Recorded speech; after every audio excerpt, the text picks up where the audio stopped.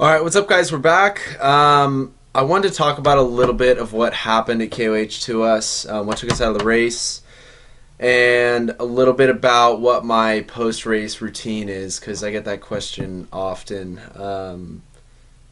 And I feel like that kind of also goes along with what it takes to race. So what took us out of the race was we lost a seal in the rear end, and I knew it had happened because I was watching the rear diff temp creep up past where the operating temp is, which is around like 220 degrees, which is pretty normal. I mean, I'm okay with that, but as soon as I saw it creeping up, I knew something was wrong. I knew we had damaged something, and at that point I was in kind of like survival mode, and just kind of timing it to where, okay, if I drive this fast, I should be able to make it to this pit, but that wasn't the case. We fell a little bit short of that. So as always, I have really high expectations for myself and my team and my sponsors. So I go out there every single race. I go out to dominate, and this car will be there eventually. We have so much to gain with this new car, so it's exciting. I just wish we had more time before Hammers to test, work these little bugs out, and then really be able to show up to Hammers to lay down everything I had, because it sucks to show up to a race like that with literally like the dream support, the dream team, the dream sponsors, the dream car, and have a part come apart like that. There's a lot of trial and error involved with building something like this, and I think the technology is there, and obviously we're making good headway, but it's not where it needs to be. I think the car is at 80% of where it could be right now. So we have a lot of progress to make on the new car, and with that being said comes a lot of hard work, late nights, the whole 9 yards. I don't need to talk about that because I talk about that a lot. It really does take an entire team to have a successful race team at this level. I mean, you can have a race team at a smaller level and still be successful, but at this level, it's what it takes. So, am I disappointed in myself or my team or my sponsors or my co-driver? Not at all.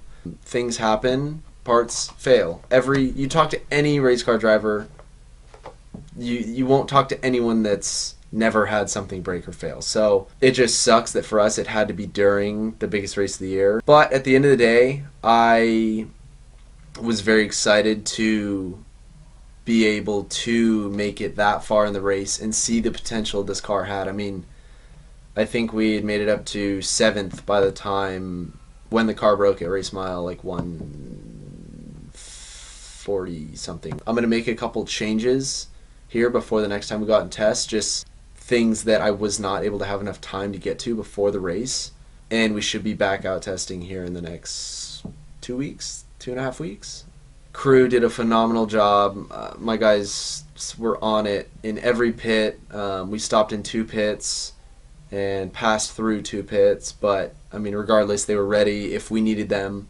But every time we stopped, they were on it.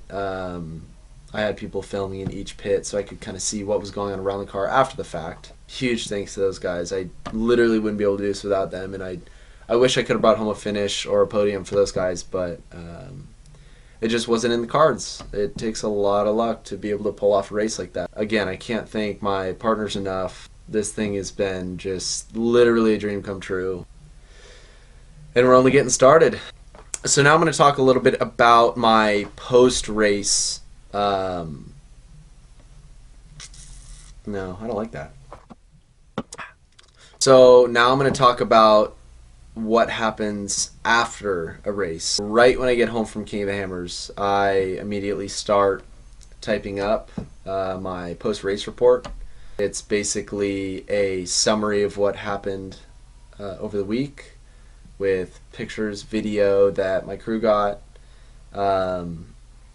to send to sponsors so they know what's going on. Most of the time my contacts aren't the ones running social media, so I send them something in addition to, plus content for them to post if they wish to, just to keep them updated. That's really important in the grand scheme of things, and being a racer, driver, I don't even really know what I am. I work on the car, I build the car, I drive the car, I don't even know what my title is, but that's my job to make sure they know what's going on, and as well give them feedback on their parts, give them information about what we learned, what we saw, and that's a really big part of being a sponsored driver. You guys are partners, and they need you for information like that, because a typical consumer isn't using these parts as hard as we are. So if they can make it last on our race car, it's going to work great on a typical consumer vehicle, Jeep,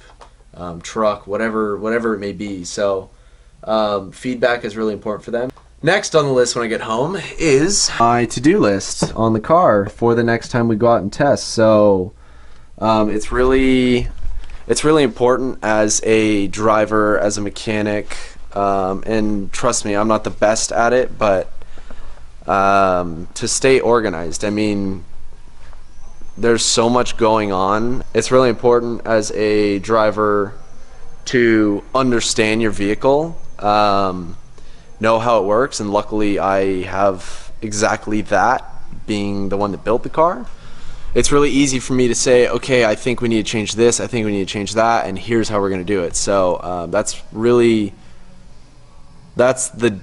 the biggest difference that I see between a lot of drivers, and especially to race like King of the Hammers. That's really important, because if something happens out on the track or out on the course, you know exactly where to start, you know exactly what tools you have in your tool bags, and you know exactly how you can fix it if it can be fixed. Our case this year, there was nothing we could do about it. I knew exactly what had happened right when it happened, and I knew our race was done. I knew how we could fix it enough to be able to get it back to the main pits. We weren't stranded out in the desert, but it's just knowing your vehicle is really important for a race like this. I feel like there's a lot of people that are curious about stuff like this. It's hard to be in any type of racing or off-road racing in general, especially being a young age like I am, young-ish. I kind of feel old sometimes, but I'm not. It takes a lot of time, it takes a lot of work, and trust me, I don't do it alone. My dad helps me a ton, my brother helps me a ton, my friends even help me a ton here working on the car. Everyone has their way to contribute, and luckily I have a great group of friends and family that are able to make it all possible. So like I said before, it literally wouldn't be possible without them. We'll get her handled.